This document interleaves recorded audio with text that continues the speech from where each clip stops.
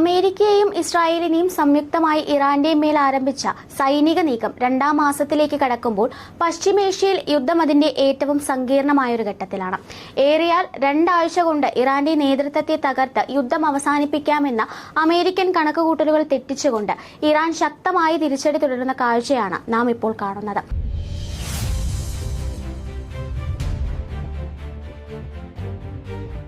നേതൃത്വം കൊല്ലപ്പെട്ടിട്ടും അയൽരാജ്യങ്ങൾക്കുമേൽ ഇറാൻ ആക്രമണം തുടരുന്നത് അമേരിക്കയെയും ഇസ്രായേലിനെയും ഒരുപോലെ തന്നെ അമ്പരപ്പിക്കുന്നുണ്ട്.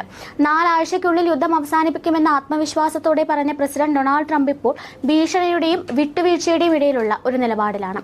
ഇറാനിലെ അടിസ്ഥാന സൗകര്യങ്ങളുടെ 78% തങ്ങൾ തകർത്തു കളഞ്ഞെന്നും ഇറാന് മുന്നിൽ ഇനി സമയം കുറവാണെന്ന് ട്രംപ് അവകാശപ്പെടുമ്പോഴും ചർച്ചകൾക്കായി അമേരിക്ക തന്നെ മുൻകൈയെടുക്കുന്ന സാഹചര്യം ഇപ്പോൾ നിലവിലുണ്ട്. ഇതിനിടെ ഹോർമൂസ് കടലിടുക്കിനെ കേന്ദ്രീകരിച്ച് പശ്ചിമേഷ്യയിൽ കടൽ യുദ്ധം രൂക്ഷമാകാനുള്ള സാധ്യതകൾ വർദ്ധിച്ചിരിക്കുകയാണ്. IRGC സേനാംഗങ്ങൾ മുഖംമൂടി അണിഞ്ഞ് ഹോർമൂസിൽ ഒരു ചരക്ക് കപ്പൽ പിടിച്ചെടുക്കുന്ന ദൃശ്യങ്ങൾ പുറത്തുവിട്ടതോടെ മേഖലയുടെ നിയന്ത്രണം ഇപ്പോൾ തങ്ങൾ കാണുന്ന സന്ദേശമാണ് ഇറാൻ നൽകുന്നത്.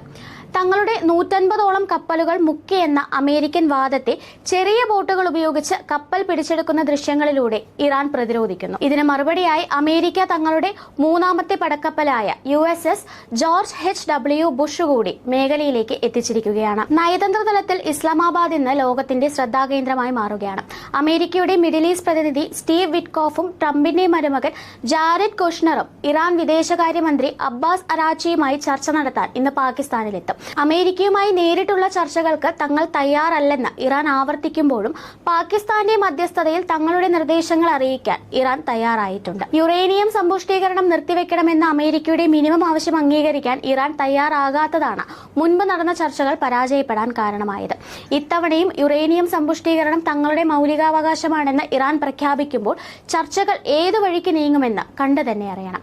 ഇറാന്റെ 10 ആവശ്യങ്ങളിൽ 9 എണ്ണം വിട്ടുവീഴ്ച ചെയ്യാൻ തയ്യാറായാലും യുറേനിയം വിഷയത്തിൽ അവർ പിന്നോട്ടില്ല. ഏതെങ്കിലും തരത്തിലുള്ള ധാരണയുണ്ടായാൽ കരാറിൽ ഒപ്പിടാൻ വൈസ് പ്രസിഡന്റ് JD വാൻസും വിദേശകാര്യ സെക്രട്ടറി മാർക്കോ റൂബിയോയും തയ്യാറായി നിൽക്കുകയാണ്. ഇറാൻ നേതൃത്വത്തിനിടയിൽ മിതവാദികളും തീവ്രവാദികളും തമ്മിൽ നായയും പൂച്ചയും പോലുള്ള വൻ തർക്കങ്ങളാണെന്ന് ട്രംപ് ആക്ഷേപിക്കുമ്പോഴും തങ്ങളെല്ലാവരും പരമോന്നത നേതാവിന്റെ കീഴിൽ വിപ്ലവകാരികളായി ഉറച്ചു നിൽക്കുകയാണെന്നാണ് പ്രസിഡന്റ് മസൂദ് പെസഷ്കിയാൻ മറുപടി നൽകുന്നത്. ചർച്ചകൾ പരാജയപ്പെട്ടാൽ ഇറാനെ പൂർണ്ണമായും തകർക്കുന്ന തരത്തിലുള്ള അറ്റകൈ പ്രയോഗങ്ങൾ അമേരിക്ക നടത്തിയേക്കുമോ എന്ന ആശങ്കയും ശക്തമാണ്. മറുവശത്ത് ഇസ്രായേൽ ലെബനൻ അതിർത്തിയിൽ വെടിനിർത്തൽ 3 ആഴ്ചത്തേക്ക് കൂടി നീട്ടിയെങ്കിലും സംഘർഷത്തിന് കുറവില്ല. ഹിസ്ബുള്ളയ്ക്ക് മേൽ ലെബനൻ സർക്കാരിന് നിയന്ത്രണമില്ലാത്ത സാഹചര്യത്തിൽ അവിടെയും സ്ഥിതിഗതികൾ സങ്കീർണമാണ്.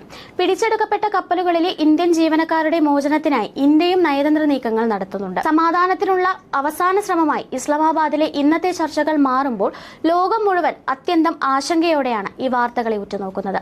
News desk India mirror.